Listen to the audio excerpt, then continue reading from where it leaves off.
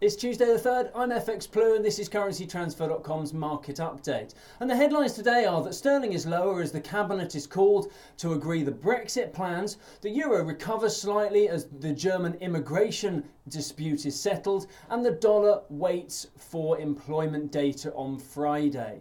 So sterling is lower on the open, and this is despite encouraging data from the UK manufacturing sector, which maintained growth in June. You may remember back before the referendum, the UK had the strongest and fastest growing economy in the G7, but the slump in sterling and the economic slowdown that we've seen since means that no matter what the Brexit final deal looks like, the UK will be far behind the rest of the world. This week, Theresa May looks to move that whole process forward and is calling a Brexit cabinet aiming to agree the UK's proposals for the future relationship with the EU. But that Irish border is still a very contentious issue and is far from agreed. Sterling fell to an 8-month low last week against the dollar and hasn't really recovered. Cable touched 130.92 yesterday on the low before closing ever so slightly higher at 131.40. Meanwhile, over in Germany, Merkel and Seehofer seems to have kissed and made up, finding a solution to their differences over immigration. I'm not sure what concessions Merkel may have given. Perhaps she allowed him to leave early tonight to go and catch the England game.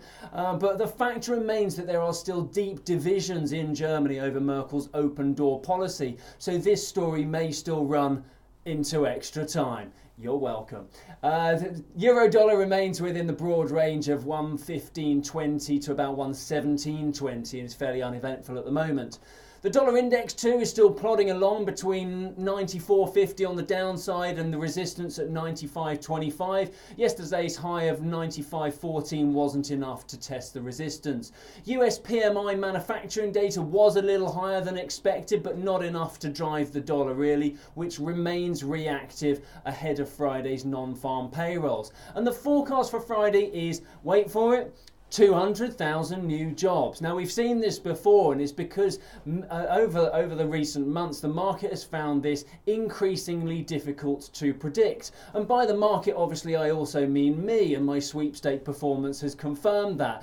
But you've got to be in it to win it, so any comments you can give to help, please do help out and drop me a note. I'll see you again tomorrow.